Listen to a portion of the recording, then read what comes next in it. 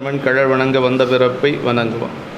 தூக்குசீர் திருத்தொண்ட தொகைவிரி வாக்கினால் சொல்ல வல்லபிரான் எங்கள் பாக்கிய பயனாம் பதிக்குன்றை வாழ் செய்கிலாரடி சென்னியிருத்துவான். எல்லாம் வல்ல எம்பெருமான் அருள்தரும் பன்னார் மொழி எம்முடனமர் திரு நனாவுடையாருடைய திருவடிகளை வணங்கி, அருள்தரும் கருணாம்பிகை தாயாருடனமர் அருள்தரும் அவிநாசி அப்பருடைய திருவடி தாமர்களை மனமொழிமைகளாலை வணங்கி, எம்பெருமக்கள் நாயன்மாருடைய பொன்னார் திருவடி தாமர்களை முக்கரணங்களாலை வணங்கி, உரையாசிரியர் சிவக்கமணியாவுடைய திருவடிகளை நேல நினைந்து, அடியனுடைய ஞானாசிரிய பெருந்தகையாருடைய திருவடி தாமர்களை மனமொழிமைகளாலை வணங்கி, எழுந்தருளி இருக்கக்கூடிய அடியார் பெருமக்களுடைய திருவடிகளை எல்லாம் வணங்கி அமைகின்றேன். அன்பார்ந்த சிவனை செல்வர்களே, தொண்ட புராணத்திலே திருத்தொண்ட தொகையில் முதலாவதாக வைத்து பேசப்பெற்ற திலைவால் அந்தணர்களை பற்றி நம்ம சிந்திக்கிறோம். திலைவால் அந்தன் புராணத்தில் சரி கடைசியே சொல்லி ஞாபகப்படுத்தும், கடைசியே சொல்லி திலைவால் அந்தன் புராணத்திலே திருத்தொண்ட தொகையிலே முதலாவதாக வைத்து போற்றப்பட்ட ஒரு பெருமை திலைவால் அந்தணர்களுக்கு உண்டு. அதுவும் ஆரூர் பெருமான் தன்னுடைய திருவாக்கிலே அடியெடுத்து கொடுத்தது நம்பிகளுக்கு தொகை பாடுகின்ற பொழுது நம்ம தருத்தற்கொண்ட புராணத்தில் ரொம்ப விரிவாக பார்த்துருக்குறோம் இல்லைங்களா. ஆரூர் பெருமான் தான் அடியெடுத்து கொடுக்குறார். அதுவும் எப்படி தொலைமால் வரைபயந்த தூயாள்தன் திருப்பாகன் அள்ளல் தீர்ந்து உலகுய்ய மறையளித்த திருவாக்கால் திலைவால் அந்தனதும் அடியார்க்கும் அடியேன் என்று எல்லையில் வன்புகழாரை எடுத்து செய்ப்பா மொழி என்றார் என்று சொல்லி சேக்கிழார் பெருமான் அந்த இடத்த சொல்கிறார். இன்னொன்று, தென்தமிழ் பயனாயுள்ள திருத்தொண்ட தொகையில் முதலாவதாக வைத்து பேசப்பட்ட பெருமை இந்த திலைவால் அந்தணர்களுக்கு உண்டு. இன்னொரு பெருமை என்னென்னா, கைலாயத்திலிருந்து வந்த 3000 அந்தணர்களில் நம்ம கூத்த பெருமானும் ஒருத்தர். சாமியே அவங்களோட ஒருத்தராக இருக்கிறார். அதனால் இந்த புராணமே எப்படி ஆரம்பிச்சிருக்காருன்னா, சேக்கிழார் பெருமான் முதல் 2 பாட்டு கூத்த பெருமானை பற்றி பாடியிருக்கிறார். முதல் பாட்டு ஆதியாய் நடுவுமாகி அளவிலா அளவுமாகி சோதியாய் உணர்வுமாகி தோன்றிய பொருளுமாகி பேதியாய் ஏகமாகி பெண்ணுமாய் ஆணுமாகி போதியா நிற்கும்தில்லை பொதுநடம் போற்றி போற்றி. 2வது பாட்டு கற்பனை கடந்த சோதி கருணையே உருவமாகி அற்புத கோலநீடி அருமறை சிரத்தின் மேலாம் சிற்பரவி யோமமாகும் திரு சிற்றம்பலத்தில் நின்று பொற்புடனுடன் செய்கின்ற பூங்கலல் போற்றி. இது ரெண்டுமே கூத்த பெருமானை பற்றியது. முதல் பாட்டு பெருமானுடைய நிற்கல திருமேனி என்று சொல்லக்கூடிய அந்த சொரூப நிலையை பற்றி பாடியது. 2வது திருப்பாடல் பெருமானுடைய தடத்த நிலையை பற்றி பாடியது. 3வது பாட்டிலிருந்து தான் அந்தணர்களை பற்றி பாடியிருக்கிறாங்க. 3வது திருப்பாடல் தான் அந்தணர்களை பற்றி பாடியது. போன வகுப்பில் நாம் அதையும் சிந்திச்சிருக்கிறோம். போற்றினில் தில்லைவால் அந்தணர் தினம் புகழலுற்றேன். அவங்க எப்படிப்பட்டவங்கன்னா, நீட்டினால் நிறைந்த கோலம் நிறுத்தனுக்குரிய தொண்டாம் என்று சொல்லி, நீட்டினால் நிறைந்த கோலம் எப்பொழுதும் திருநீர் பூசியிருப்பாங்க. பெருமானுக்கு தொண்டு செய்யக்கூடிய ஒரு தொண்டை தவிர வேறு எதுவும் செய்ய மாட்டாங்க. கூத்த பெருமானுக்கு அகம்படி தொண்டு செய்யக்கூடியவர்கள். எப்படிப்பட்டவர்கள்னா, பெருமைக்கு எல்லை ஆயினார் அப்படின்னார். அவங்களுடைய பெருமைக்கு எல்லையே இல்லை. பெருமைக்கு ஒரு எல்லை சொல்லணும்னா அவங்கள தான் சொல்ல முடியும் என்று சொல்லி அப்படி பேணி வாழும் மாற்றினார். பெருகும் அன்பால் அடித்தவம் புரிந்து வாழ்வார் என்று சொல்லி, இறைவனிடத்திலே பெருகுகின்ற மேன்மேலும் பெருகின்ற அன்பினாலே திருவடியே பற்றுக்கோடாக கொண்டவர்கள் அந்த திலைவால் அந்தணர்கள். ஆமாம், அதுதான் ரொம்ப ரொம்ப முக்கியங்க. அவங்களுக்கு என்னென்னா, பெருமானுக்கு அகம்படி தொண்டு செய்வதை தவிர வேறு எதுவும் செய்ய மாட்டாங்க. அப்படி தான் திலைவால் அந்தணர்கள் அந்த காலத்தில் இருந்திருக்கிறாங்க. அதே மாதிரி அடுத்த திருப்பாட்டில் சொல்லுகின்ற பொழுது, பொங்கிய திருவில் நீடும் பொற்புடை பணிகள் ஏற்றி மங்கள தொழில்கள் செய்து மறைகளால் துதித்து மற்றும் தங்களுக்கு ஏற்ற பண்பில் தகும்பனை தலை நின்று உய்த்து அங்கனர் கோயிலுள்ளார் அகம்படி தொண்டு செய்வார் என்று சொல்லி அவர்கள் எப்படின்னா, மறைகளால் துதித்து பெருமானை வேதங்களாலே வழிபாடு செய்து அதற்கு பிறகு தங்களுக்கு ஏற்ற ஒரு பண்பினாலே பெருமானுக்கு அகம்படி தொண்டு செய்யக்கூடியவர்கள் அந்த தில்லைவால் அந்தணர்கள் என்று சொல்லி அவர்களை போற்றுகின்றார். அடுத்த திருப்பாடலில் நமக்கு 5வது திருப்பாட்டு தான் நம்ம இன்றைக்கி சிந்திக்கக்கூடிய திருப்பாடல். அவங்க 3 எரி ஓம்புதல் என்று சொல்லக்கூடிய 3 அக்னி காரியங்களை தினசரி செய்யக்கூடியவர்கள் என்று சொல்லி இந்த பாட்டில் சொல்கிறாருங்க. வருமுறை எரி 3 ஓம்பி மண்ணுயிர் அருளான் மல்க தருமமே பொருளாக கொண்டு தத்துவ நெறியில் செல்லும் அருமறை 4 ஆரங்கமும் பயின்று வல்லார் திருநடம்புரிவார் காளாம் திருவினால் பொலைந்த சீரார். அப்படியே திருவினால் பொலைந்த சீரார் அப்படின்னா அவர்கள் எப்படின்னா, அந்த அந்தணர்கள் அருட்செல்வத்திலே சிறந்து விளங்கக்கூடியவர்கள் என்று சொல்லி சொல்லாருங்க. வருமுறை எரிமுன்று ஓம்பி மண்ணியூர் அருளான் மால்கனர். அறத்தையே பொருளாக கைக்கொண்டு, அப்புறம் தத்துவ வழியிலே செல்கின்ற 4 வேதங்களையும் 6 அங்கங்களையும் மிக பயின்று, 4 வேதங்கள் எல்லாத்துக்கும் தெரியும் இல்லைங்களா? அதே மாதிரி ரிக்கியசுர் சாம அதர்வேணம் என்று சொல்லக்கூடிய 4 வேதங்கள், அப்புறம் 6 அங்கங்கள் என்று சொல்லக்கூடிய அந்த 6 அங்கங்களையும் பயின்று அவற்றிலே வல்லாராய், அதாவது தில்லைவாழ் அந்தணர்களுக்கு 4 வேதங்கள் தான் அவர்கள் வழிபாடு செய்தது. பெரிய புராணத்தை 5வது வேதமாக போற்றினார்கள் என்று சொல்லி உமாபதி சிவாச்சாரியார் திருத்தொண்ட புராண வரலாற்றில் சொல்கிறார். 4 வேதம் தானே, ஆனால் பெரிய புராணம் அரங்கேற்றமாகின்ற பொழுது சேக்கிழ பெருமான் அங்கே இதை 5வது வேதமாக வைத்து போற்றினார்கள் அப்படின்னு சொல்லி சொல்கிறாங்க. அப்போ 4 வேதத்தோடு ஒன்றாக வைத்து போற்றியது நம்முடைய பெரிய புராணம். ஆனால் பெரிய புராணத்துக்கு ஒரு பெரிய சிறப்பு, தில்லைவாழ் அந்தணர்களே அதை செய்தார்கள் என்று சொல்லி உமாபதி சிவாச்சாரியார் அந்த திருத்தொண்ட புராண வரலாற்றிலே அந்த புராணம் அரங்கேற்றமான காதையை சொல்லுகின்ற பொழுது அதை சொல்கிறார். அப்படி 5வது வேதமாக வைத்து போற்றிய ஒரு பெருமை நம்ம பெரிய புராணத்துக்கு உண்டு. அப்படியெல்லாம் அந்த தர்மமே பொருளாக கொண்டு தத்துவ நெறியில் செல்லும்னர். அப்படி தர்மத்தையே பொருளாக கொண்டு அறத்தையே பொருளாக கொண்டு தத்துவ வழியிலே செல்கின்ற 4 வேதங்களையும் 6 அங்கங்களையும் மிக பயின்று அவற்றிலே வல்லாராய் உலகம் அருள் பெற்று வாழும் பொருட்டு விதிமுறையில் வரும் ஆகவனியம், தட்சிணாக்கினி, காருகபத்தியம் என்று சொல்லக்கூடிய அந்த 3 எரிகளையும் வலுவாது வளர்த்து காத்து, 3 எரிகள் என்று சொல்லுவது இது தினசரி வீட்டில் செய்யக்கூடியது. அதே மாதிரி ஆலயங்களையும் செய்வாங்க. 3 அக்னி காரியம் என்று சொல்லுவாங்க. திருநீலநக்க நாயனார் புராணத்தில் இது வருதுங்க. திருநீலநக்க நாயனார் புராணத்தில் சேக்கிழார் பெருமான் என்ன சொல்வார்னா, அங்கே இருக்கக்கூடிய அந்தணர்கள் 3 எரி ஓம்பினார்கள். அதே மாதிரி அங்கே இருக்கக்கூடிய பெண்கள் 4வதாக கற்புத்தி என்று சொல்லி ஒரு அக்னியும் அவர்கள் வளர்த்தார்கள் என்று சொல்லி சேக்கிழார் பெருமான் அங்கே சொல்லுவார். அது மாதிரி அப்படி அருமறை 4 ஆரங்கமும் பயின்று வல்லார் திருநடம் புரிவார் காலாம் திருவினால் பொலிந்த சீரார். திருநடம் புரிவார், அருநடம் புரியக்கூடிய இறைவனுக்கு ஆட்செய்ய பெற்ற அருள் செல்வத்தினாலே சிறந்து விளங்கும் சீர்மை உடையார் ஆவர் என்று சொல்லி இந்த அந்தணர்களை பற்றி சொல்லார். எல்லாரும் அவங்க எப்படின்னா பெருமானுக்கு, கூத்த பெருமானுக்கு அடிமைகள். அவங்க அப்படி தான் கூத்த பெருமானை பார்ப்பாங்க. அவங்க நீங்கள் அந்த அபிஷேகத்தெல்லாம் அப்போவெல்லாம் பார்த்தோன்னா அப்படியே பெருமான் மீது அவ்வளவு அளவற்ற அன்புடையவர்கள் தில்லைவாழ் அந்தணர்கள். குழந்தையிலிருந்து பெரியவங்க வரைக்கும் அங்கே தான் இருப்பாங்க. அந்த பெண்கள் எல்லாம் அப்படி ஆர்வமாக தினசரி அந்த 10 நாள் விழாவில் அந்த பெண்கள் அவ்வளவு ஆர்வமாக கலந்து கொள்வார்கள். சின்ன குழந்தைகள் எல்லாம் பார்க்குறதுக்கு அவ்வளவு அழகாக இருக்கும். மறை சிறுவர்கள் அவங்களெல்லாம் பார்க்குறதுக்கே ஒரு அழகாக இருக்கும். அப்படியெல்லாம் பெருமான் மீது அளவற்ற அன்புடையவர். அவங்களுக்கு என்னென்னா எங்கள் சாமி அப்படின்னு சொல்லுவாங்க. எங்கள் நடராஜமூர்த்தி என்று சொல்லி அவர்கள் உரிமை கொண்டாடக்கூடிய அளவுக்கு பெருமான் மீது அன்புடையவர்கள். நமக்கு அது சொல்லி பழகணும். எங்கள் அவனாசி அப்பர் அப்படின்னு நம்ம சொல்லணுமே, அந்த ஒரு சொல் நமக்கு வரணும் பழக்கத்துக்கு. எங்கள் சாமி அப்படின்னு அது அவங்ககிட்ட உண்டு. தில்லைவாழ் அந்தணர்கள்கிட்ட அது நிரம்ப உண்டு. ஆமாம், பெண்கள் அதை விட உரைப்பாக இருப்பாங்க. அதெல்லாம் நான் சொல்கிறது ஒரு 15 வருஷம் 20 வருஷத்துக்கு முன்னாடி அந்த ஆணை திருமஞ்சனத்துக்கெல்லாம் போகிற பொழுது காவல்துறை அதிகாரிகள்லாம் அவங்களை கண்டு நடுங்கி நிற்பாங்க. காவல்துறை அதிகாரிகள்கிட்டே அவங்க சண்டை போடுவாங்க. எங்கள் சாமி நீங்கள் தள்ளிங்கோ அப்படின்னு சொல்லுவாங்க. அந்த அளவுக்கு பெண்கள் உரைப்பாக இருப்பாங்க. நான் பார்த்துருக்குறேன். நான் அப்போல்லாம் இவ்வளவு கூட்டம் கிடையாது. இப்போல்லாம் அளவற்ற கூட்டம். அன்றைக்கெல்லாம் சாமி பக்கத்துலேயே நம்ம போகலாம். அந்த அளவுக்கெல்லாம் நான் பக்கத்துலேயே நடராஜ பெருமானை பார்த்துருக்குறேன். இப்போல்லாம் முடியாத காரியம். ஆமாம், ரொம்ப பக்கத்துலேயே அருகிலே இருந்து பார்த்துருக்குறேன். அந்த பெண்கள் எல்லாம் அவ்வளவு உரிமை எடுத்து வழிபாடு செய்வாங்க. அந்த அளவுக்கு அவர்கள் உரைப்பு. இந்த எரி 3 என்று சொல்லுவது அது ஆகவனீயம். இந்த ஆகவனீயம் என்று சொல்லுவது தேவர்களுக்காக யாகசாலையினுடைய வடகிழக்கிலே செய்யக்கூடியது. நாற்கோண குண்டத்தில் வளர்க்கப்படுவது. தெற்கில் அரைச்சந்திர வடிவமாக குண்டமிட்டு செய்வது தட்சிணாக்கினி என்று சொல்லி இது ஒரு எரி. அடுத்து காருகபத்தியம் என்று சொல்வது பிதிர்களுக்குரியது.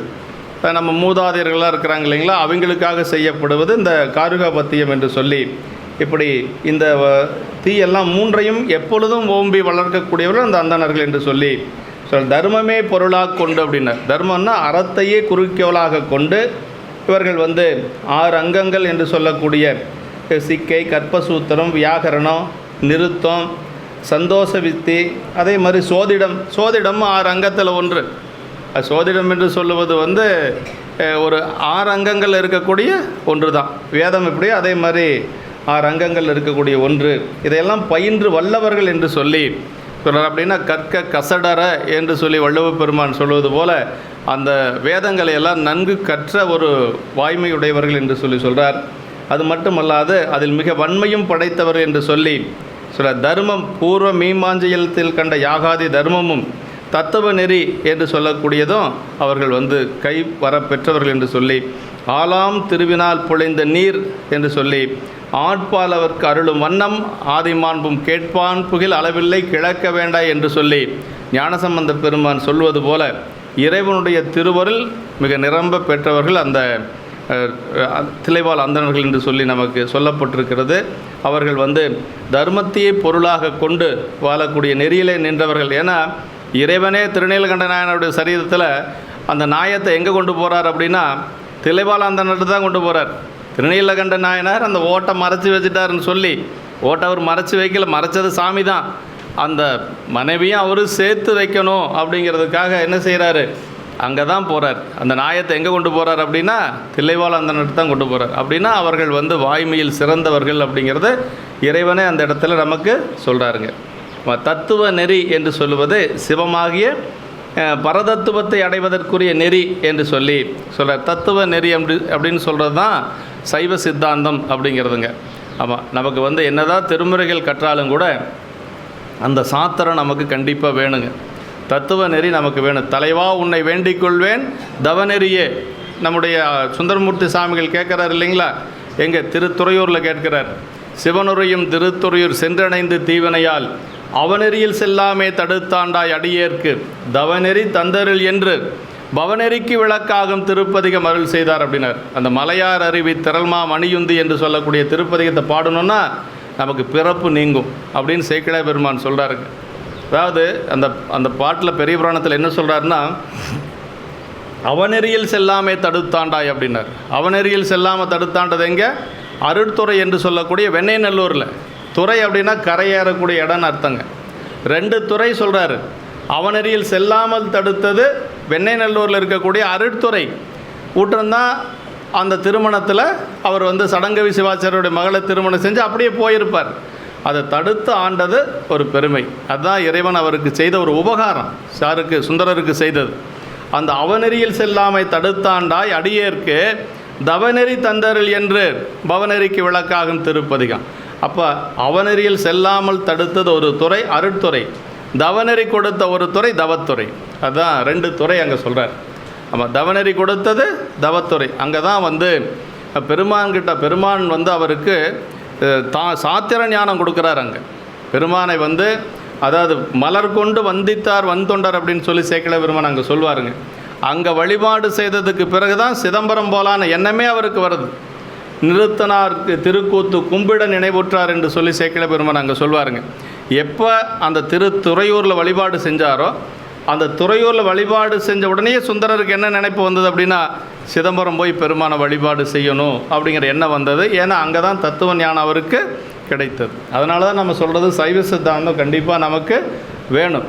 ஒரு மேலோட்டமாவது ஒரு அடிப்படை கருத்துக்களாவது நம்ம தெரிஞ்சுக்கணும். முப்பொருள் உண்மைகளையாவது நம்ம தெரிந்து கொள்ளணும் என்று சொல்லி அப்படி பெருமான் தத்துவ நெறி வரப்பெற்ற தத்துவ நெறியிலே இருக்கக்கூடியவர்கள் அந்த தில்லைவாழ் அந்தணர்கள் என்று சொல்லி சொல்கிறாருங்க. கற்றாங்கு எரியோம்பி களியை வாராமே செற்றார் வாழ்தில்லை சிற்றம்பலமேய. சரிங்களா? முற்றா வெண்திங்கள் முதல்வன் பாதமே பற்றா நின்றாரை பற்றா பாவமே என்று சொல்லி ஞானசம்பந்த பெருமான் அந்த பதிகத்தில் தான் சொல்கிறார். 7 செல்வத்தை சொல்கிறார்.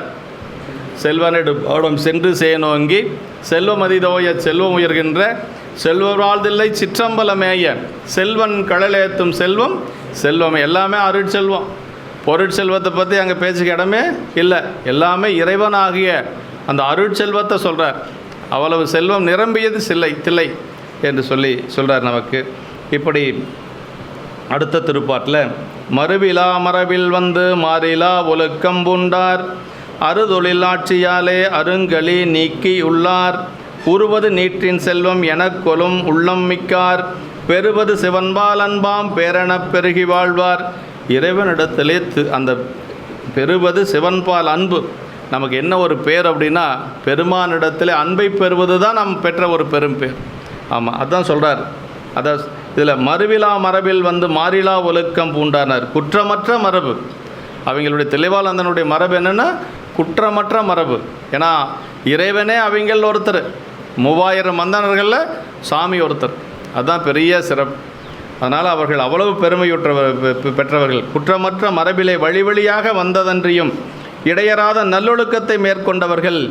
அதாவது தமக்குரிய ஓதல் முதலிய 6 தொழில்களையும் விதிப்படி செய்து வருகின்றமையாலே உலகத்தின் உயிர்கட்கெல்லாம் களியை வாராமல் பாதுகாத்தவர்கள். உலக உயிர்களுக்கெல்லாம் பாவம் வாராது, வினைகள் வாராது காத்த பெருமை அந்த தில்லைவாழந்தனர்களுக்கு உண்டு என்று சொல்கிறார்.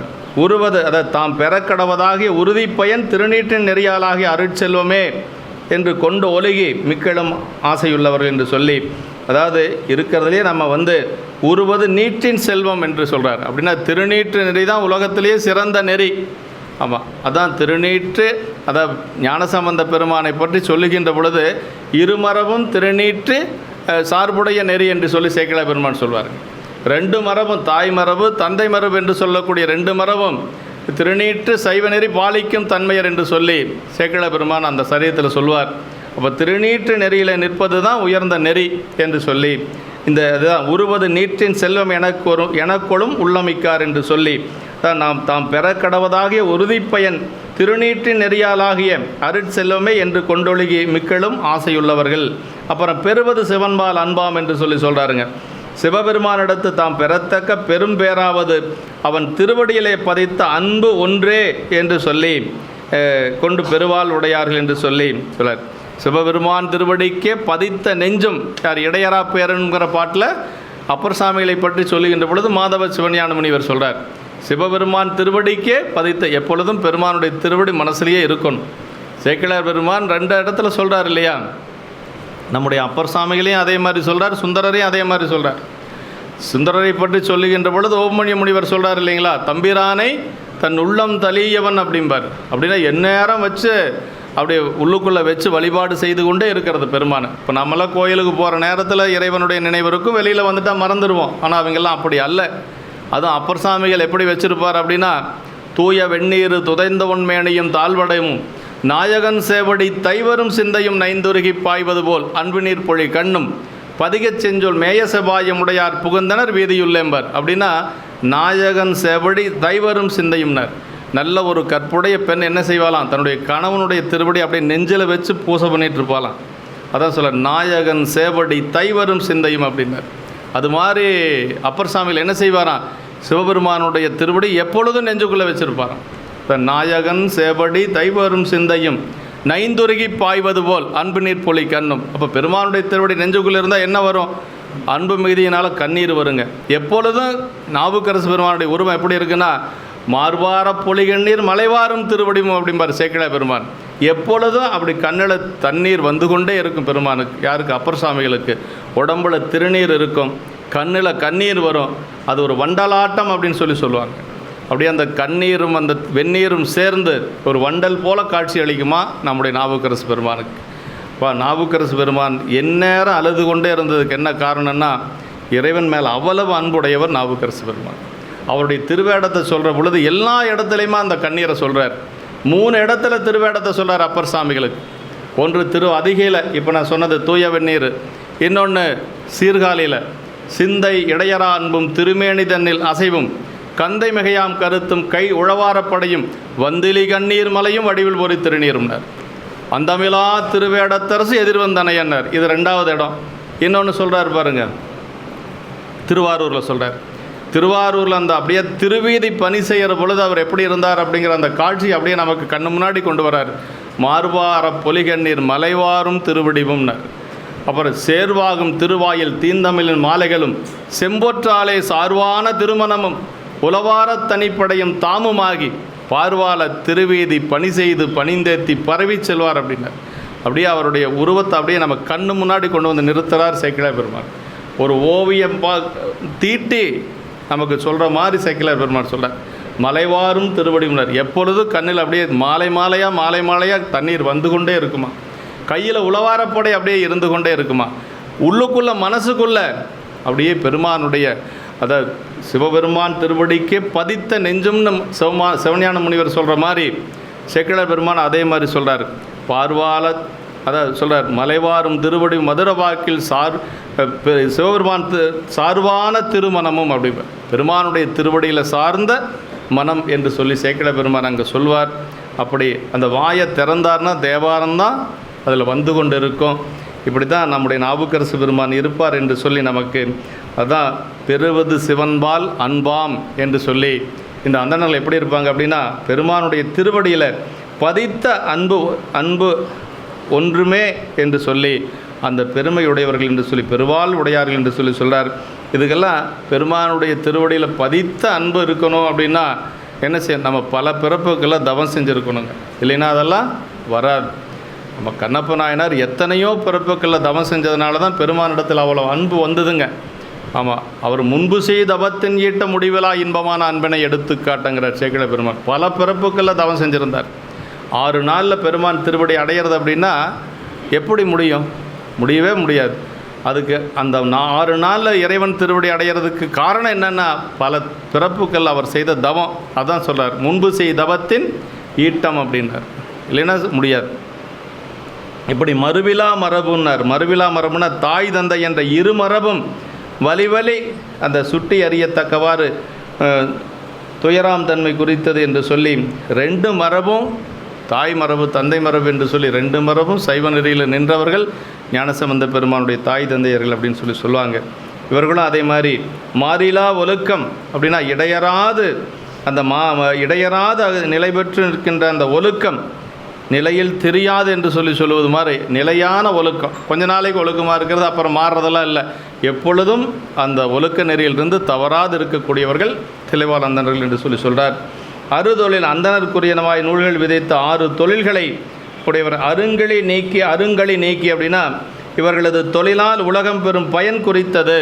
இப்படி இவங்க இவ்வளவு சரியாக இருக்கிறதுனால அந்த நெறிப்படி வாழ்வதனால உலகத்தில் இருக்கக்கூடிய தீமைகள் நீங்கி நன்மை கிடைக்கும் என்று சொல்கிறாருங்க. நம்ம கற்றாங்கெரியோம்பி களியை வாராம் என்று சொல்லி ஞானசம்பந்த பெருமான் சொல்கிறதுக்கு என்ன காரணம்னா, அவர்கள் அந்த நெறியில் நிற்கிறதுனால இந்த உலகத்துக்கு ஒரு களி என்று சொல்லக்கூடிய வினை வாராது செய்யக்கூடியவர்கள் என்று சொல்லி நமக்கு சொல்கிறார். சிவ ஆகம விதி நூல்களை ஓதுதல் கேட்டல் சிவபெருமானை நோக்கி செய்யும் சிவ வேள்விகளை இயற்றல் என்று சொல்லி இதெல்லாம் அவர்கள் செய்தது என்று சொல்லி உயிர்கள் அடையத்தக்கது என்பதுமாம் என்று சொல்லி சொல்கிறார். பெறுவது சிவன்பால் அன்பாம். கடைசி நமக்கு என்ன அப்படின்னா, நம்ம என்ன படித்தாலும் சரிங்க, என்ன தான் பணி செஞ்சாலும் சரி, கடைசியாக நமக்கு என்ன வரணும்? இறைவனிடத்தில் அன்பு வரணுங்க. அதுதான் ரொம்ப முக்கியம். பெருமானிடத்தில் அன்பு, நிலைத்த ஒரு அன்பு வரணும்.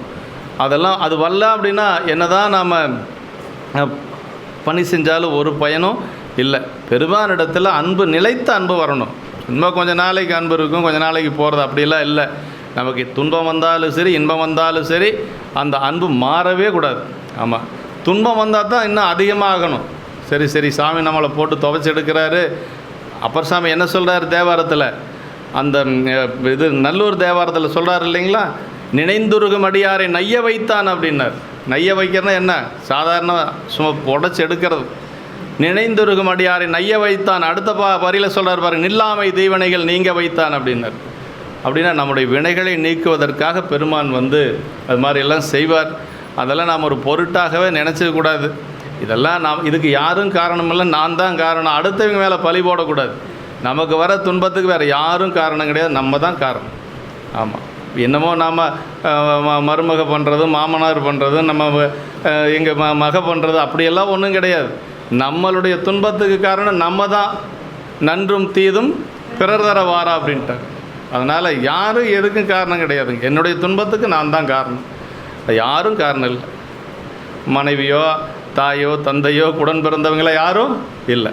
என்னுடைய வினை அப்படி இருக்கு, நான் அப்படி இருக்கிறேன், அவ்வளோதான் அப்படின்னு தான் நம்ம போய்க்கணும். சைவத்தில் என்னென்னா அப்படி இருந்துட்டால் துன்பம் இல்லை, இல்லைன்னா எப்பொழுதும் துன்பம்தான்.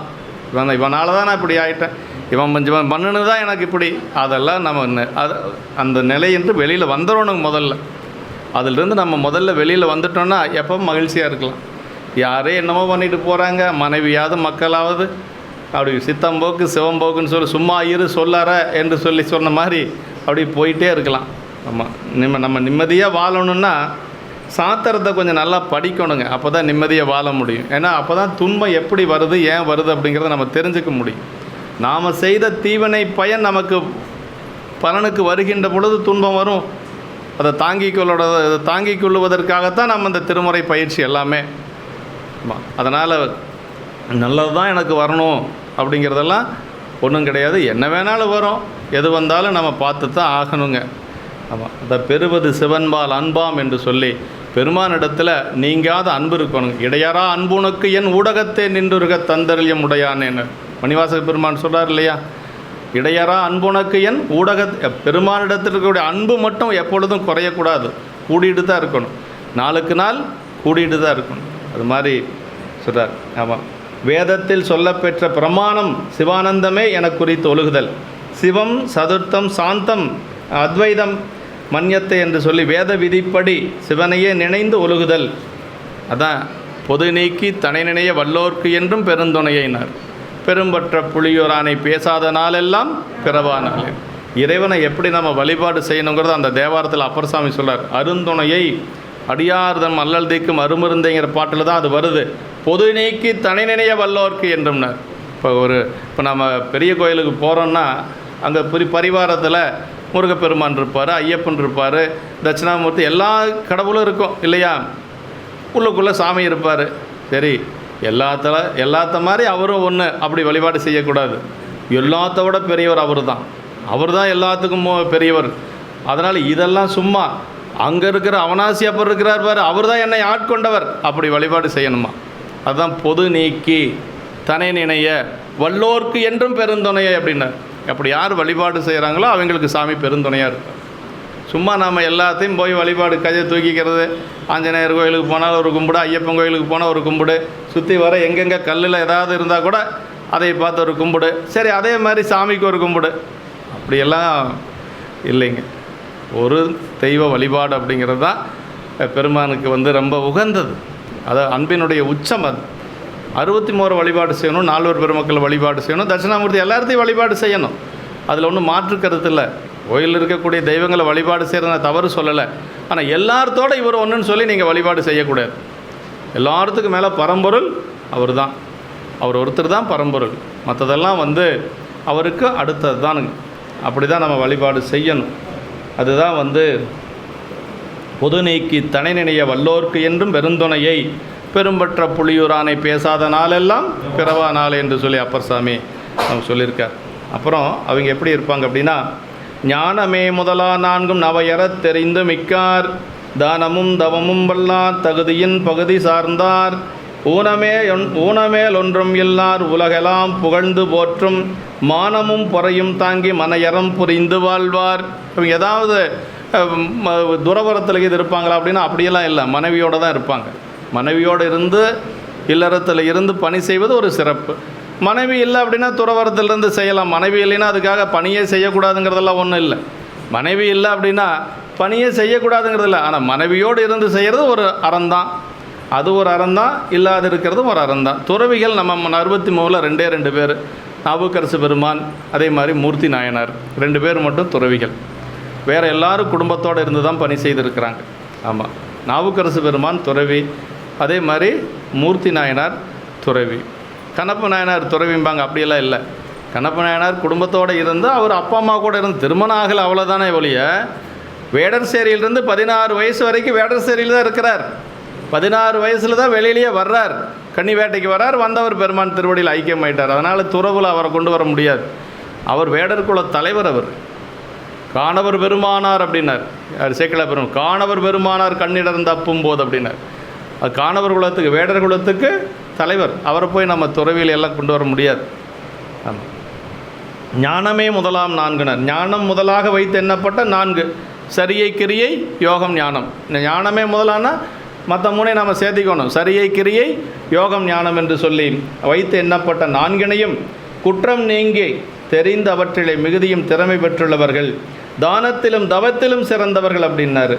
அப்புறம் எல்லாவற்றிலும் தக்கவற்றையே சார்ந்தவர்கள், ஊனமே ஒன்றும் இல்லை, ஒரு குறையும் இல்லாதவர்கள். அவர்களுக்கு குறை என்று சொல்லி ஒன்றும் கிடையாது. ஏன்னா கூத்த பெருமானையே ஒரு செல்வமாக வச்சிருக்கிறவங்களுக்கு என்ன குறை இருக்கப்போ? ஒன்றும் இருக்காது. கூத்த பெருமானையே ஒரு செல்வமாக வைத்து அவருக்கே அகம்படி தொண்டு செய்யக்கூடியவர்களுக்கு எந்த ஒரு குறையும் இல்லை. அதனால் எந்த ஒரு குறையும் இல்லாதவர்கள். அப்புறம் உலகங்கள் எல்லாம் போற்றும் மனத்தினையும் பொறுமையினையும் மேற்கொண்டு இல்லறத்தை வலுவாது இயற்றி வருகின்றவர்கள். அவங்களுக்கு இல்லறம் என்று சொல்லுவது தான் விதிக்கப்பட்டது. துறவு என்று சொல்லுவதெல்லாம் இல்லை. ஆமாம், ஞானமே முதலாக 4 ஞானம் யோகம் கிரியை சரி என்று சொல்லி ஞானத்தை முதலாக வைத்து சொன்னது என்ன எனின் ஞானமே கனி. ஆமாம், பலன். மற்றதெல்லாம் எப்படின்னா, அதாவது தாய்மானவர் சொல்வார், என்ன சொல்கிறார், விரும்பும் சரியை முதல் மெய்ஞானம் 4 அரும்பு மலர் காய் கனி என்றே பராபரமே அப்படிம்பார். அதாவது சரியை கிரியை யோகம் ஞானங்கிறோம். அதில் ஞானம் என்று சொல்லுவது தான் முதிர்ந்த நிலை. அதுக்கு முன்னாடி இருக்கிறது சரியை கிரியை யோகத்துக்கெல்லாம் என்ன சொல்கிறாருன்னா, அரும்பு, அப்புறம் மலர், அப்புறம் காய், அப்புறம் கனி. கனியாக சொல்லப்படுவது ஞானம். அதனுடைய பலன் அதுதான் என்று சொல்லி அதை தாய்மானவர் சொல்கிறாருங்க.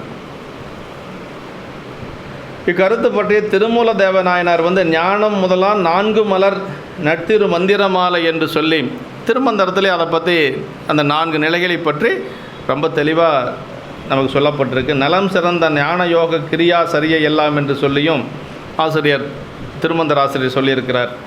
ஆமாம், இவையே சன்மார்க்கம், சகமார்க்கம், புத்திர மார்க்கம், தாசமார்க்கம் என்று சொல்லி இதையும் 4 மார்க்கமாக சொல்லுவாங்க. 4 மார்க்கமாக சொல்லி 4 பேர்த்துக்கு 4 மார்க்கத்துக்கு 4 பேர்த்த சொல்லுவாங்க இல்லையா. தாசமார்க்கம் என்று சொல்லுவது அடிமை நெறி, நாவுக்கரசு பெருமான். சத்புத்திர மார்க்கம் என்று சொல்லி மகமை நெறி, அது ஞானசம்பந்த பெருமான். அப்புறம் சன்மார்க்கம் என்று சொல்லி தோழமை நெறி, தோழமை நெறிக்கு சுந்தரரை சொல்லுவாங்க. அப்புறம் ஞானத்துக்கு மணிவாசக பெருமானை சொல்லுவார். அப்படியெல்லாம் இல்லை. 4 பேரும் ஞான நிலையில் நின்றவர்கள் தாங்கிறத நம்ம மறந்துடக்கூடாது. இப்படியெல்லாம் சொல்லுவாங்க ஊருக்குள்ளே. சரியைக்கு நாவுக்கரசரு அவர் ஞானம் பெறலையா என்ன? அவர் பெறாத ஞானமா? அவருடைய பாடல்கள் அவர் பெற்ற ஞானமே தனி.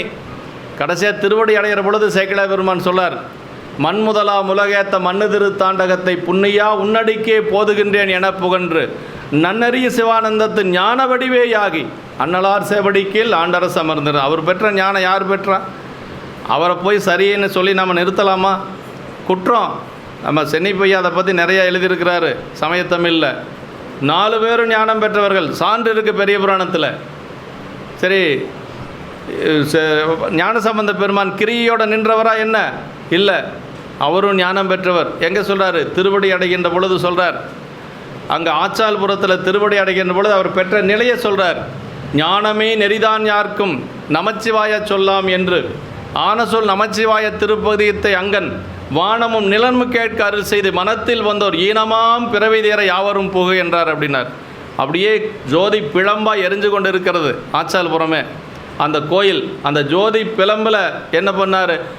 எல்லாரும் பயந்தாங்க. அதுக்குள்ளே போகிறது என்னதான் இருந்தாலும் ஜோதி எரிஞ்சிட்டு இருந்தால் போவாங்களே என்ன? அதில் ஒரு வாயில் வகுத்து கொடுக்குறார் ஞானசம்பந்த பெருமான். அப்படியே ஒரு வாயில், அப்படியே சாமி நினைக்கிறார், ஒரு வாயில் ஒன்று உருவாகுது.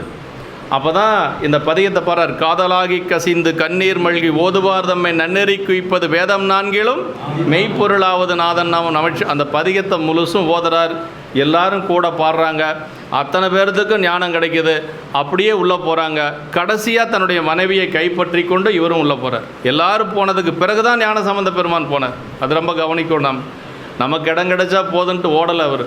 எல்லாரும் மனத்தில் வந்தோர், எல்லாரும் திருமணத்துக்கு வந்தவங்க அத்தனை பேரும் எல்லாரும் போனதுக்கு பிறகு ஞானசம்பந்த பெருமான் அந்த பெண்ணுடைய கையை பற்றி கொண்டு அவரும் அந்த அக்னியை வலமாக அவர் உள்ளே போனார். அதுதான் அப்போ ஞானமே நெறிதான் யாருக்கும் அங்கேயும் ஞானம் வந்துருச்சு. அப்புறம் சுந்தரர் மட்டும் என்ன சாதாரணமாக என்ன வெள்ளானை சருக்கத்தில் 2வது பாட்டில் சொல்கிறாருங்க.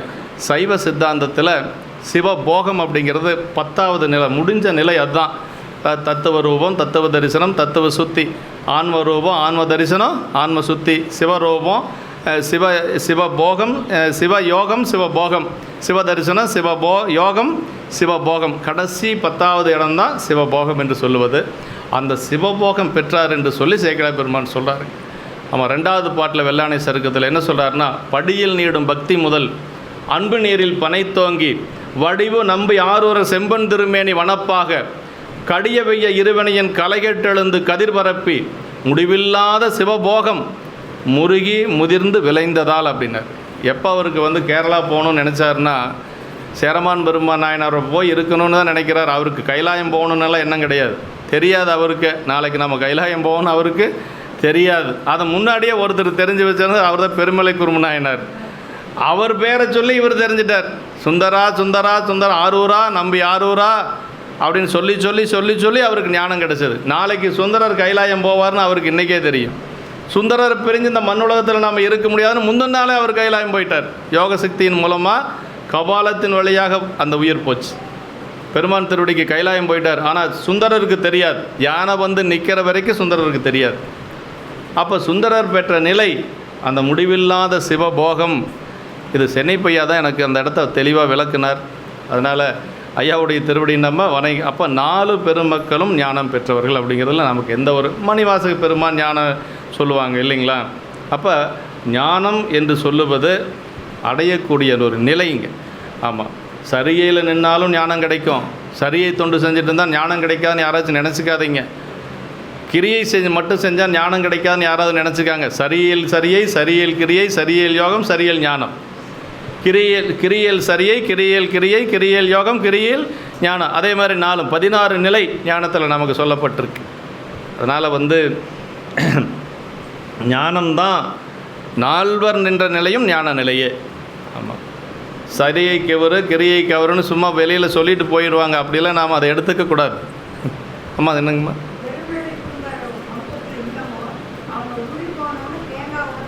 அதான் அது கபால மோச்சன்னு சொல்லுவாங்க.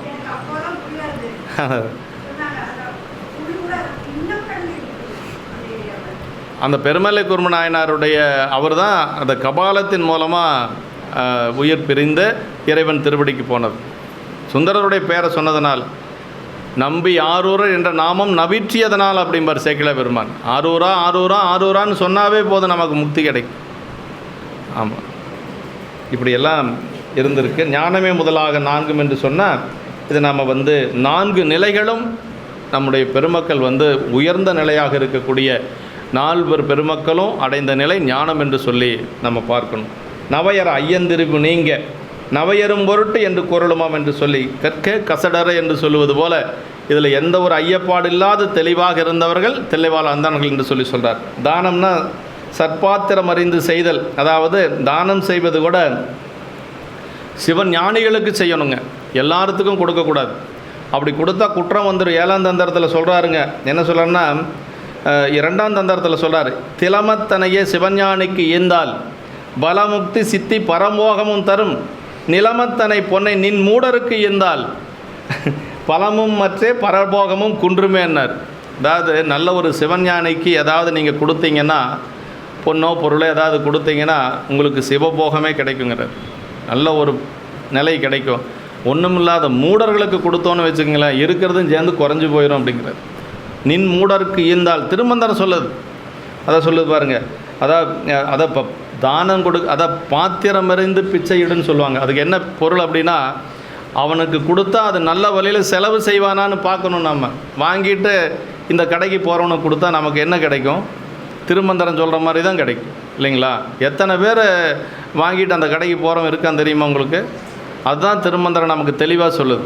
சாத்திர நூல் திருமந்திரம் திருமந்திரம் சொல்லுது பாருங்க, நிலமத்தனை பொன்னை நின் மூடருக்கு ஈந்தால் பலமும் மற்றே பரபோகமும் குன்றுமேனார். உங்களுக்கு ஏதாவது கொஞ்சம் நஞ்சம் முன்னாடி புண்ணியம் இருந்தால் கூட அதுவும் சேர்ந்து போயிடும். அதனால் பாத்திரம் அறிந்து பிச்சையிடு அப்படிங்கிறது அதுதான். அது நம்ம பார்க்கணும். 7ஆம் தந்திரத்தில் இன்னும் சொல்ல, அகரம் 1000 அந்தனருக்கு ஈகிலேன் சிகரம் 1000 செய்து முடிக்கலேன் பகருஞானி பகலோன் பலத்துக்கு நிகரில்லை என்பது நிச்சயம் தானே.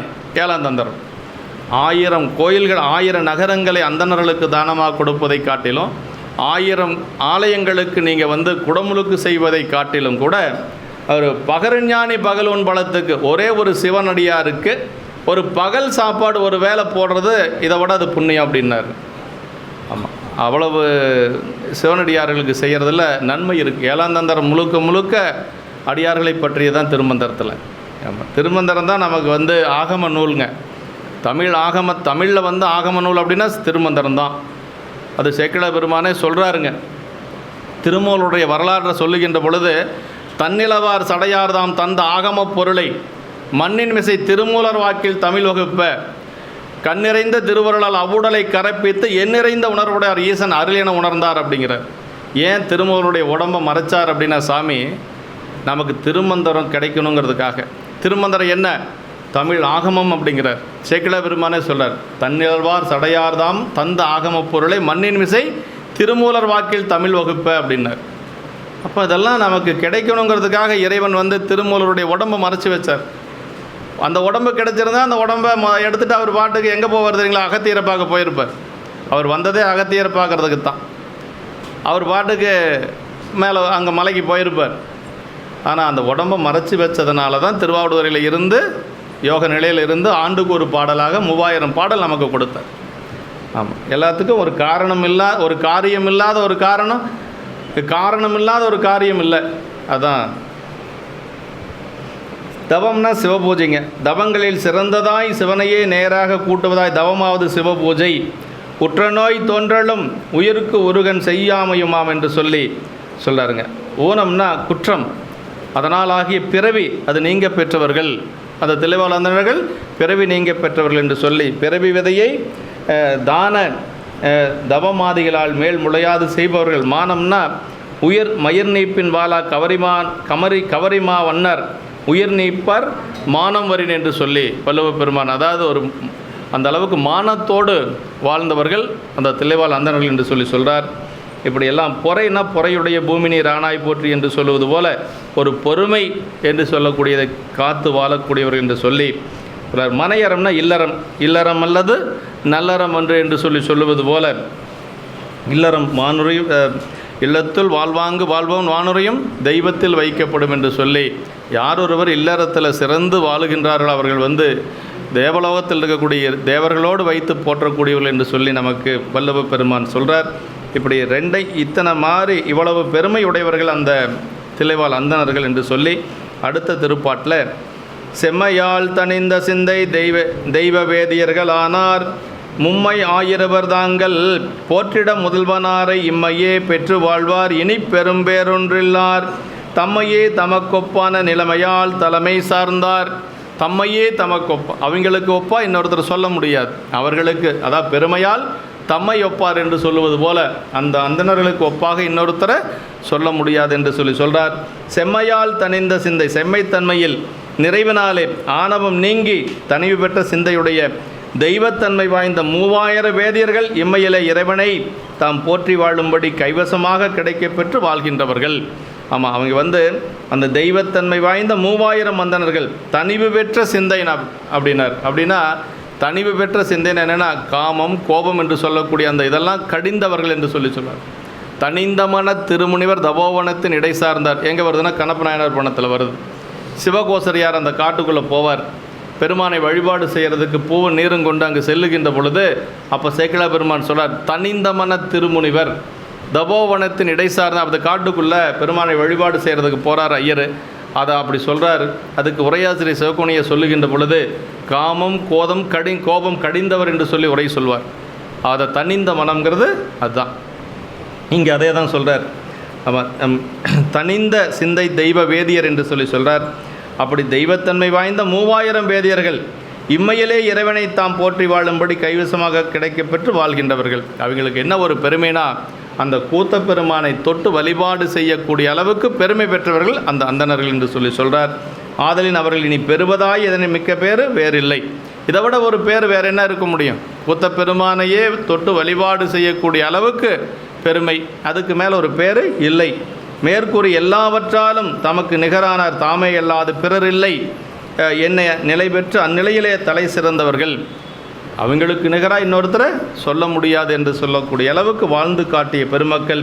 இந்த செம்மையால்னா திருநின்ற செம்மையே செம்மையாக கொண்ட இல்லையா அப்படின்னா சிவத்தன்மை பொருந்தியன்னு அர்த்தங்க. சிவத்தன்மை, அதனில் துணிந்த சிந்தையில் சிவத்தன்மை நிறைய ஆணவத்தன்மை வழிகொன்றும். நம்ம மனசில் அந்த சிந்தையில் அந்த சிவத்தன்மை பெருக பெருக பெருக பெருக ஆணவம் குறைஞ்சிட்டே இருக்கும். அதாவது ஒரு அறை இருக்குதுன்னா அந்த அறையில் அந்த ஒரு இருட்டான ஒரு அறை ஒரு விளக்கு அப்படியே கொண்டு போனோம்னா கொஞ்சம் இருள் நீங்கும். அப்புறம் ஒரு 100 வாட்ஸ் பல்பை போட்டால் இன்னும் கொஞ்சம் நீங்கும். அப்படியே அந்த ஒளி வர வர வர வர இருள் என்ன ஆகும்? நீங்கிட்டே போகும். அது மாதிரி இறைவனுடைய திருவருள் ஆன்மாவுக்கு வர வர வர வர நமக்கு இருக்கக்கூடிய ஆணவமெல்லாம் கொஞ்சம் கொஞ்சமாக போயிடும். ஆமாம், அந்த ஒளி என்று சொல்லக்கூடியது இறைவனுடைய திருவருள், இருள் என்று சொல்லக்கூடியது நமக்கு இருக்கக்கூடிய ஆணவ மலம், தான் என்று சொல்லக்கூடிய அந்த தன் முனைப்பு. ஆமாம், செம்மை அதான் சொல்கிறது. ஆணவம் வெப்பமிக்கு மேலெழும் இயல்புடையதாயலின் தீயது என்பார், அது வழி குறைந்த நிலையை தனிந்த என்று சொல்லுகிறார். தனிந்தமன திருமுனிவர் தபோவனத்தின் இடை சார்ந்தார் என்று சொல்லி, ஆணவம் நீங்கி சிவத்தன்மை நிறைந்த சிந்தனையுடையவர்கள் என்று சொல்லி சொல்கிறார். தெய்வ வேதியர்கள் என்று சொல்லி, தெய்வத்தன்மையுடைய வேதியர்கள் என்று சொல்லி, சீவன் முக்த நிலை அடைந்தவர்கள் என்று கூறுவாரும் உண்டு. அவர்கள் இந்த உடம்பு இருக்கிற பொழுதே இறைவனுடைய திருவருள் இன்பத்தை பெறக்கூடியவர்கள், அதான் சீவன் முக்தர்கள். இன்னொன்று பரமுக்தி, உடம்பு நீங்கியதுக்கு பிறகு ஆன்மா பெருமான் திருவடியில் சென்று இன்பத்தை அனுபவிப்பது, அது பரமுக்தி. ரெண்டு முக்தி இருக்குது, சீவன் முக்தி, பரமுக்தி. இந்த உடம்போடவே அந்த இன்பத்தை அனுபவிப்பது அப்படிங்கிறது ஒன்று. அது எல்லாத்தாலையும் முடியாது, நம்முடைய அருளாளர்கள் அவங்க தான் முடியும். ஆனால் உடம்பு நீங்கிய பிறகு ஒரு பக்குவமுடைய அடியார்கள் இருக்காங்க, உடம்பு நீங்கிய பிறகு பெருமான் திருவடியில் போய் சேர்றதுக்கு பேர் பரமுக்தின்னு பேர். ஆமாம், நாவுக்கரசு பெருமான் இந்த உடம்போடு இருக்கிற பொழுது அதை அனுபவித்தார் அப்படின்னு சேக்கிழ பெருமான் சொல்லார். எங்கே அனுபவித்தார்னா திருவண்ணாமலையில் அனுபவித்தார். தங்கு பிறப்பை வீட்டினுக்கு மேலாம் பெருமை சாதித்தார் அப்படின்னார். வீறுபேடு அடைஞ்சால் என்ன ஒரு பெருமை கிடைக்குமோ அதை விட பெருமை பெற்றாரா நாவுக்கரசு பெருமான் திருவண்ணாமலையில். அந்த ஒரு உணர்வு அவருக்கு வந்திருக்குது. அதனால் அந்த உடம்பு இருக்கின்ற பொழுதே அந்த நிலையை அடையக்கூடியவர் நம்முடைய நாயன்மார்கள் என்று சொல்கிறார். ஆமாம், எவ்வுயிர்க்கும் அதை தெய்வ வேதியர்கள் அப்படின்னா தெய்வத்தன்மையுடைய வேதியர்கள் என்று சொன்னார். எவ்வுயிர்க்கும் செவ்விய தன்னழி செய்யும் சிந்தையுடைய வேதியர், தெய்வ வேதியர் என்று சொல்கிறாருங்க. நடேசரை தங்களில் ஒருவராக பெற்றமையால் தெய்வ வேதியர் என்றழுமாம். பார்த்தீங்களா, நடராஜ பெருமானையே அவங்களில் ஒருவர், அவரையும் நடராஜ பெருமானையும் சேர்த்து தான் 3000 அந்தணர்கள். அதனால் அவங்களில் ஒருவராக கூத்த பெருமானை உடையவர்கள் அவர்கள். அது ஒரு பெரிய பெருமை இல்லையா? அதான் சொல்கிறார். மும்மை ஆயிரவர் இவர்களின் தொகை குறித்தவாறு தில்லை 3000 என்பர். முட்டாத முச்சந்தி 3000 மூர்த்தி என்ன பட்டானை என்று சொல்லி சுந்தரர் தேவாரத்தில் 3000 மூர்த்தியாக கடவுளாக இருக்கக்கூடியது நடராஜ மூர்த்தி என்று சொல்லி தருமபுர சாமிகள் இதுக்கு முன்னாடி இருந்த 26வது குருமகா சன்னிதானங்கள் எப்பொழுதுமே எப்படி சொல்லுவார்னா ஆனந்தமா நடராஜமூர்த்தி அப்படிம்பாரு. ஆமாம், ஆனந்தமா நடராஜமூர்த்தி. அவருக்கு பேர் சாதாரண நடராஜமூர்த்தி இல்லை, ஆனந்தமா நடராஜமூர்த்தி என்று சொல்லுவார். இனிப்பெரும் பேரு ஒன்றில்லார் அப்படின்னார். சிவப்பேறு என்பதே முதல்வனாரை இம்மையே பெற்று வாழ்வார்கள். யாவர்க்கும் தலைவராய் ஐந்தொழில் புரிந்து உலகத்தை ஆட்டுவிக்கும் இறைவனை இப்பிறப்பிலேயே தமக்குரிய ஆன்ம நாயகராக கைவரப் பெற்றவர்கள் பூசை புரிந்து வாழ்வார்கள் என்று சொல்ல இனிப்பெரும் பேரு, இதை விட ஒரு பேர் இந்த உலகத்தில் எதுவும் இல்லை. இதுக்கு மேலே அவர்கள் பெற்ற பேற்றுக்கு மேலே இன்னொரு பேர் கிடையாது என்று சொல்லி இனிப்பெரும் பேரொன்றில்லார் என்று சொல்கிறார். தம்மையே தமக்கு ஒப்பான நிலை என்று சொல்லி, அவர்களுக்கு ஒப்பா இன்னொருத்தர் சொல்லணும்னா வேறு யாரையும் சொல்ல முடியாது. தனக்கு ஓமை இல்லாதான் தாழ் சேர்ந்தார்களால் மனக்கவலை மாற்றலது. எப்படி இறைவன் தனக்கு ஓமை இல்லாதவனோ பெருமானை சொல்லுகின்ற பொழுது ஓமை இலி அப்படின்னு சொல்லுவாங்க. இறைவனுக்கு ஓமையாக யாரையும் சொல்ல முடியாது, எந்த ஒரு கடவுளையும் சொல்ல முடியாது. சிவபெருமானுக்கு இணையாக இன்னொரு கடவுளை அரியும் சிவனும் ஒன்றும்பா, அதெல்லாம் பொய் அப்படியெல்லாம் கிடையாது. அது எவனோ சொல்கிறான்ட்டு நாம் சொல்லக்கூடாது. அதெல்லாம் யாரோ சொல்லிட்டு போகிறாங்க, நம்ம வாயால் அப்படியெல்லாம் சொல்லக்கூடாது. பெருமான் தான் பரம்பொருள். அதில் அரியணை போய் வணங்கினா வணங்கிக்கங்க. எப்படி வணங்கணும்? அவர் சிவபெருமானை வழிபாடு செய்தார் அப்படிங்கிற ஒரு எண்ணத்தோட வழிபாடு செய்யுங்க. அவர் தான் பரம்பொருள்னு வழிபாடு செஞ்சிடாதீங்க, பாவம் பிடிச்சிக்கும். ஆமாம், ரெண்டும் ஒன்று நல்லா சொல்லவே கூடாது. ஆமாம், அப்படியெல்லாம் சொல்லக்கூடாது. ஏன்னா அவரே பெருமானை வழிபாடு செய்திருக்கிறாரே. கிருஷ்ணாவதாரத்திலே வழிபாடு செய்திருக்கிறார், ராம அவதாரத்தில் ராமேஸ்வரத்தில் வழிபாடு மால் செய்த கோயில் அப்படின்னு பாடுறாரு. மால் செய்த கோயில் திருமால் அவர் கோயில் கட்டியிருக்கிறார். ராமேஸ்வரம் கோயில் யார் கட்டினா? ராமன் தான் கட்டினா. நல்லதாக செஞ்சுருக்கிறாரு. அதுக்காக சிவபெருமானை ஒன்றுன்னு சொல்லிட முடியுமா? இந்த ஊரில் ஒருத்தர் கோயில் கட்டுறாரு அப்படிங்கிறதுக்காக அந்த கோயில் கட்டினவரும் சாமி ஒன்று அப்படின்னு நம்ம சொல்ல முடியுமா? என்ன அப்படியெல்லாம் இல்லை. சிவபெருமான் தான் உயர்ந்த கடவுள், அவர் தான் பரம்பொருள் அப்படிங்கிறதுல நமக்கு எந்த ஒரு மாற்று கருத்து இருக்கவே கூடாது. ஆமாம், ரெண்டும் ஒன்று நல்லா சொல்லக்கூடாது. பெருமாள் அன்னைக்கு பெருமாளை வழிபாடு அன்பு இருந்தால் பெருமாளை வழிபாடு செஞ்சுக்குங்க, அது ஒன்றும் மாற்று கருத்தில். என்னென்னா எப்படி வழிபாடு செய்யணும்னு நான் சொல்கிறேன் பாருங்கள். 1000 மலர்களால் இறைவனை அர்ச்சித்தார். அது கூட காமிய பூஜை தான், பொருள் வேண்டி தான், ஆளி வேண்டி தான் செஞ்சார், சக்கரம் வேண்டி தான் செஞ்சார். பரவாயில்லை, எப்படியோ செஞ்சார், அதனால் வழிபாடு செய்கிறனா செஞ்சுக்குங்க, வேண்டான்னு சொல்ல. ஆனால் ரெண்டு ஒன்றுன்னு வழிபாடு செய்யக்கூடாது. பொது நீக்கி தனி நினைய வல்லோர்க்கு என்றும் பெருந்துணை அப்படின்னு இருக்காங்க. அது ரொம்ப உரைப்பாக நம்ம இருக்கணும், விட்டு கொடுக்கவே கூடாதுங்க. அதான் தம்மையே தமக்கொப்பாவர் என்று சொல்லி தலைமை சார் இந்நிலை பெற்றார் பலருள்ளும் சிறந்து விளங்குதல் முதல்வரான நடராஜர் ஒருவரையே 3000வரும் தத்தமது ஆன்ம நாயகராக கொண்டு அவரையன்றி வேறு சார்பின்றி பூசிக்கும் பேறு பெற்றவர்கள் என்றவார் என்று சொல்லி சொல்கிறார். அதனால் உரைப்பு இருக்கணும் பெருமான் வழிபாட்டில். அப்படி போனாலும் கூட எப்படி வழிபாடு செய்யணும்னா பெருமான்கிட்ட அவர் பூசை பண்ணினவர் அப்படிங்கிற அந்த உணர்வோடு தான் நம்ம வழிபாடு செய்யணுமோ ஒழிய இவருக்கு அவனாசியப்பர் ஒன்றும் கொடுக்க மாட்டார், திருப்பதி போனால் தான் எல்லாம் கிடைக்குன்னு போகவே கூடாது. ஆமாம், ரொம்ப ரொம்ப தப்பு. அப்படி போனால் நமக்கு அப்புறம் இத்தனை நாள் நம்ம வழிபாடு செஞ்சதனுடைய ஒரு பயனே இல்லை. ஆன்மார்த்தமாக ஒரு சாமியை வச்சு வழிபாடு செஞ்சுட்டு இன்னொருத்தங்கிட்ட போய் நம்ம நிற்கலாமா? ஏதோ அவரை பார்க்கணுன்னு ஒரு ஆசை இருந்தால் போய் பார்த்துட்டு வாங்க, நான் வேண்டான்னு சொல்லலை. அதுக்காக அவர் தான் செய்வார் இவர் செய்ய மாட்டார் அப்படின்னு நம்ம போகக்கூடாது, தப்பு. என்னங்க வேண்டுவார்க்கு வேண்டுவதை ஏவான் கண்டாய் அப்படின்னார். யாதொரு தெய்வம் கொண்டீர் அத்தெய்வமாகி மாதொரு பாகனார் தாமே வருவர்னார் சிவஞான சித்தர். நீங்கள் அங்கே போய் நின்னாலும் கூட அங்கே அந்த திருமேனியிலிருந்து உங்களுக்கு அருள் செய்ய போகிறது யார்? சிவபெருமான் தான் வருவார். அந்த திருமேனியில் நின்று அருள் செய்கிறது சிவபெருமான் தான் செய்வார். யாதொரு தெய்வம் கொண்டீர் அத்தெய்வமாகின் மாதொரு பாகனார் தாமே வருவர் என்று சொல்லி மற்ற தெய்வங்கள் எல்லாம் பிறக்கும் இறக்கும் வினை செய்யும். ஆனால் சிவபெருமான் ஒருவர் தான் ஈரில்லாதவன் ஈசன் ஒருவனே. முன்னவனே முன்னின்றால் முடியாத பொருளதோ நகர சிறப்பில் பார்த்தோம் இல்லையா? ஆமாம். இன்றிவர் பெருமை எம்மால் இயம்பலாம் எல்லைத்தாமோ தென்தமிழ் பயனாயுள்ள திரு தொண்ட தொகை முன்பாட அன்றிவன் தொண்டர் தம்மை அருளிய ஆரூர் அண்ணல் முன்திரு வாக்கால் கோத்த முதல் பொருளானார் என்றால் திருத்தொண்ட தொகையில் முதல் பொருளாக வைத்து யார்? ஆரூர் பெருமானே அவங்கள சொல்லியிருக்கிறார். அப்படின்னா அவங்க எவ்வளோ பெருமை பெற்றவர்கள். அதை என்ன சொல்கிறார்? தென்தமிழ் பயனாயுள்ள திருத்தொண்ட தொகையினர், தமிழுக்கே பயனாக இருக்கக்கூடிய திருத்தொண்ட தொகை. அதான் நான் சொல்கிறது, அத்தனை தடவை அடித்து சொல்கிறதுக்கு காரணம் என்னென்னா திருத்தொண்ட தொகையை நம்ம அடியார்கள் ஒவ்வொருத்தரும் மனப்பாடம் செய்யணும். மெய்யடியார் சித்தனளவும் திருத்தொண்ட தொகையினர், நாவேந்த திருத்தொண்ட தொகையினர், தென்தமிழ் பயனாயுள்ள திருத்தொண்ட தொகைன்னு இந்த சரியத்தில் சொல்கிறார்.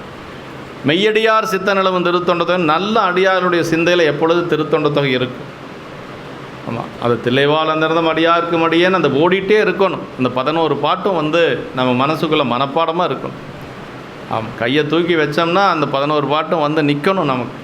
குரு வழிபாடு இல்லையா? அதனால் அதான் சொல்ல தென்தமிழ் பயனாயுள்ள இவர்களது இன்றிவர் பெருமை எம்மால் இயம்பலாம் எல்லைத்தாமோ, இவங்களுடைய பெருமைகளை எம்மால் சொல்லப்பெறும் எல்லையில் படுவனவோ அப்படின்னா அவங்களுடைய பெருமைகளை என்னால் சொல்லவே முடியாதுங்கிறார் சேக்கிழார் பெருமான். ஏன் அப்படின்னா எனின் தென்தமிழ் பயனாயுள்ள தென்தமிழின் பயனையாய் விளங்குகின்ற திருத்தொண்ட தொகை பாடுவதற்கு முதல் பொருளாக வைத்து கோர்த்த ஒரு பெருமை அவர்களுக்கு உண்டு. யார் பாடுனா? தியாகேச பெருமானை அடியெடுத்து கொடுக்கிறார். ஆமாம், தியாகேச பெருமான் அடியெடுத்து கொடுத்தது தில்லைவாழந்தரசன் அடியார்க்கு முடியன். அப்புறம் சுந்தரர் பாடுது திருநீலகண்டத்து குயவனார்க்கடியன் இல்லையா? ஆமாம், 2 பேரும் சேர்ந்து பாடிய திருப்பதிகம்தான் திருத்தொண்ட தொகை என்று சொல்லி முன்னாள் வன்தொண்டராகிய சுந்தரமூர்த்தி நாயனாருக்கு ஆணை தந்து அடியெடுத்து கொடுத்தருளிய திருவாரூர் தியாகேச தொடக்கம் செய்து தந்து முதலிலே கோத்த தில்லைவாழந்தரதம் அடியார்க்கு முடியன் என்ற சொற்றொடர்களால் குறித்த பொருளாவார் இவர்களே என்று சொல்லி காண்பதாகும் என்று காண்போமானால் என்று சொல்கிற முதற் பொருள் திருத்தொண்ட தொகையிலே கோத்து துதித்த அடியார் திருக்கொண்டது முதலில் பேசப்பட்ட பொருள் நடராசராகிய முதல்வரை குறித்து வைத்தமையாலும் தொடக்கத்து வைத்தமையாலும் முதல் பொருள் என்று சொல்லி இவங்களை சொல்கிறாருங்க. ஏன்னா சிவபெருமான் நடராஜ பெருமானும் அவங்களில் ஒருத்தராக இருக்கிறதுனால தியாகேச பெருமான் என்ன பண்ணுறாரு? அதையவே தொடராக எடுத்து கொடுக்குறாரு. ஆமாம், திருவாக்கு திருவை தரும் வாக்கு உயிர்களுக்கு மெய்ப்பொருள் கோரி வழிப்படுத்தி அவர்களை முக்தியில் செலுத்தும் வாக்கு என்று சொல்கிறார். திருநா முக்தி செல்வம், அதை சொல்கிறார். அல்லல் தீர்ந்து உலகுய மறையளித்த திருவாக்கால் தில்லைவாழ் அந்தர்ந்த மடியார்க்கு மடியேன் என்று எல்லையில் வன்புகளாரை எடுத்து செய்ப்பா மொழி என்றார் என்று சொல்லி சேக்கிழ பெருமான் அங்கே சொல்கிறாருங்க. ஆமாம், வன்தொண்டர் தம்மை அருளிய ஆரூர் அண்ணல் முன்னர், அதாவது வன்தொண்டர்கிட்ட ஆரூர் பெருமான் என்ன சொல்கிறார்? நீதியால் அவர்கள் தம்மை பணிந்து நீ நிறை சொல் மாலை கோதிலா வாய்மையாலே பாடன அண்ணல் கூற அப்படின்னார். என்ன சொல்கிறாரு? முதல்ல அவங்களெல்லாம் போய் நீ வணங்கிக்க சுந்தரா. அந்த தேவாசிரி மண்டபத்தில் இருக்காங்க இல்லையா, அவங்கெல்லாம் பெரிய அடியார்கள், அவங்கள போய் முதல்ல நீ வணங்கிக்கோ. எங்கிட்ட இருக்கிறது பெருசு இல்லை, நீ அங்கே போய் அவங்கள வணங்குறது தான் பெருசு. சுந்தரருடைய திருவடி, சுந்தரர் யார் திருவடி? தியாகேச பெருமான் திருவடியில் தான் இருக்கிறார், நீ பாட்டுக்கு பாடப்பா அப்படின்னு சொல்லலை. நீதியால் அவர்கள் தம்மை பணிந்துனர். அது எப்படி? நீதிப்படி அப்படிங்கிறார். நீதினா என்ன? முதல்ல திருக்கூட்டத்தை பார்த்து விழுந்து வணங்கணும், அப்புறம் மறுபடியும் ஒவ்வொருத்தராக தனித்தனியாக போய் வணங்கணும், அப்புறம் பேரை சொல்லி வணங்கணுமா. இப்படியெல்லாம் வணங்கி அதற்கு பிறகு தான் திருத்தொண்ட தொகை பாடணும் அப்படிங்கிறது. யாருக்கு? சுந்தரருக்கு இட்ட கட்டளை பெருமான். அதுதான் நீதியால் அவர்கள் தம்மை பணிந்து என்று சொல்லி சொல்கிறாருங்க. ஆமாம், கோதிலா வாய்மையாலே பாடன்ன தென்தமிழ் பயனா உள்ள திருத்தொண்ட தொகை, அழகும் இனிமையும் கொண்ட தமிழ். தென் தமிழ்னா அழகு, தென்னா அழகுன்னு அர்த்தங்க, இனிமைன்னு ஒரு பொருள், அழகுன்னு ஒரு பொருள். அதனால் தென்தமிழ் பயனாயுள்ள, அப்படி தமிழ் மொழியின் பயன் திருத்தொண்ட தொகையே என்று சொல்கிறார். அழகு இனிமை ரெண்டுமே சொல்லலாம் தென் அப்படிங்கிறதுக்கு. தீந்தமிழ் என்பதும் அது. ஆமாம், சொல்லியல்பு, அப்புறம் பொருள் அமைதி முதலிய பலவற்றாலும் பிற மொழிகளுக்கு இல்லாத அழகு பொருந்துதல், இனிமை இனிய பொருளை தருதல் என்று சொல்லி. பயன்னா தமிழினால் தரப்பெறும் உறுதி பொருள். தமிழ் நூல்கள் பலவும் கற்பார் எல்லா வளனும் பெற்று அது காரணமாக இறைவன் அடியார் அடிசார்தலே அக்கல்வியினால் போந்த பயன் என்று சொல்கிறார். கல்வியினுடைய பயன் என்னென்னா இறைவனுடைய திருவடி சாரணும். வள்ளுவ பெருமான் சொல்கிறார் இல்லையா, கற்றதனாலாய பயன் என்கொள் வாலறிவன் நற்றால் தொலாரியனின் அப்படின்னார். நீ என்ன தான் கல்வி கற்றாலும் பெருமான் திருவடி சாரலினா அந்த கல்விக்கு பயன் இல்லை. கல்வி கற்றதனுடைய பயன் இறைவனுடைய திருவடியை சென்று சேரணும். கண்ணப்ப நாயனார் போய் சேர்ந்தார் இல்லையா, அவர் என்ன கல்வி கற்றார்? வில் தொழில் கற்றார் இல்லையா. அவர் கற்றது வில் தொழில் ஒன்று தான். அந்த வில் தொழிலை வச்சு என்ன பண்ணார்? இறைவனுக்கு காவல் காத்தார். விடிய விடிய மிருகங்கள் வராமல் காவல் காத்தார். இறைவனுக்கு அமுது கொண்டு வந்து நிவேதனம் பண்ணார். பன்றிக்கறி, மான்கறி, இப்படி எல்லாம் முயல் கறி இதெல்லாம் கொண்டு வந்து ஒவ்வொரு நாளும் அமுது படைத்தார். அவர் கற்ற கல்வி அதுக்கு தான் பயன்பட்டது. அவருக்கு ஏதாவது பயன்பட்டுதா? இல்லை வேடர்களை காப்பதற்கு ஏதாவது பயன்பட்டுதா? இல்லை. முழுக்க பயன்பட்டதெல்லாம் இறைவனுக்கு தான். அதான் கற்றதனாலாய பயன் என்கொள் வாலறிவன் நற்றால் தொழார் எனினார். ஆமாம், அதான் 41வது பாட்டில் அவர் கன்னி வேட்டைக்கு வந்த உடனே சேக்கிழ பெருமான் அவர் திருவடியை வணங்குறார். பொற்றர வரையின் பாங்கர் புரிவுறு கடன்முன் செய்த விற்றொரில் களத்தில் நன்னி விதிமுறை வணங்கி நாளும் அற்றை நாள் தொடங்கி அறச்சிலை ஆண்மை முற்ற கற்றனர் என்னையாலும் காணவர் கரிய சிங்கம்னார். முற்ற கற்றனர் அப்படின்னார். கொஞ்சம் கூட சந்தேகம் இல்லாத கற்க கசடர அப்படிங்கிற மாதிரி கற்றாராம் வில்வத்தைய. முற்ற கற்றனர் என்னை ஆளும் காணவர் கரிய சிங்கம்னார் சேக்கிழ பெருமான். என்னை ஆளக்கூடிய வேடர்களுக்குரிய ஒரு பெரிய சிங்கம் என்று சொல்லி அங்கே திருவடியை வணங்குறார், கண்ணப்பருடைய திருவடியை. அதோட உலகச்சார்பு முடிஞ்சது. அதற்கடுத்து சிவச்சார்பு. உலகச்சார்பு சிவச்சார்பு ரெண்டாக பிரிப்பாங்க கண்ணப்ப நாயனார் பணத்தை. அந்த வேடர் சேரியில் இருக்கிறதெல்லாம் உலகச்சார்பு. கன்னி வேட்டைக்கு வந்ததுலேருந்து சிவச்சார்பு. மறுபடியும் வேடர் சேரிக்கு போகிறதே இல்லை. வந்தவர் தான், மீண்டும் போகவே இல்லை. ஆமாம்,